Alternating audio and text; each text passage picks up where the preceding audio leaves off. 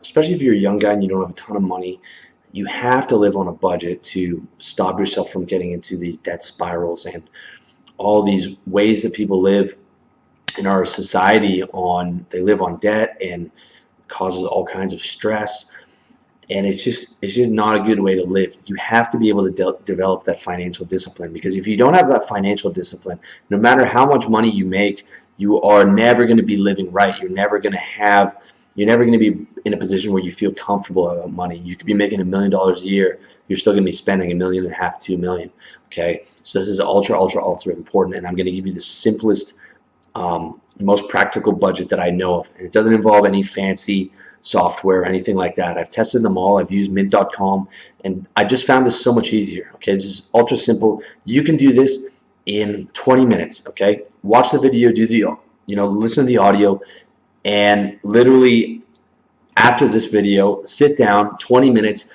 You can get a budget and financial discipline for the rest of your life. Okay, here's how it looks. So first of all, hammer down your monthly expenses. I use mine in Google Keep. It's a simple note-taking software that I have on my phone. You can use any note-taking application. I like to keep this very, very basic, and I redo this every quarter. So I'm currently on my Q1 budget for 2016.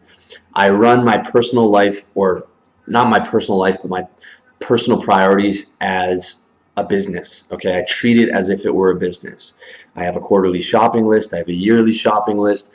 I have a monthly checklist and you can read about that on my How to Get Organized posts. I use Wunderlist for all my tasks and stuff, and it's fantastic. But for just the budget, what you need is a set of monthly expenses. So for me, it's rent, phone/internet, food, haircut that I used to have. I don't have that anymore. I cut my own hair.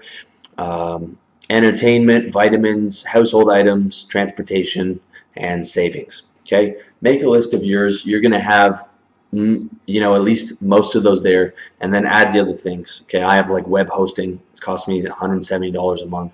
You're not gonna have that, but add whatever your additional expenses are. Next up, automate your bills.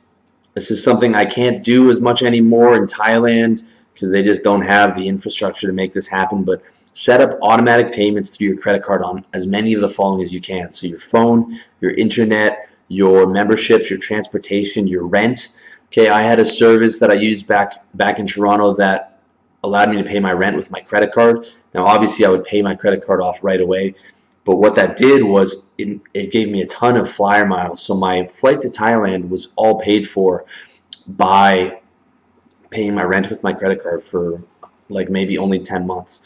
You get a ton of points that way, and it's very easy. You don't have to worry about, oh, I forgot to pay my rent. Automate as many of your bills as possible, and just make sure to do your inventory at the end of the month to pay off your credit card.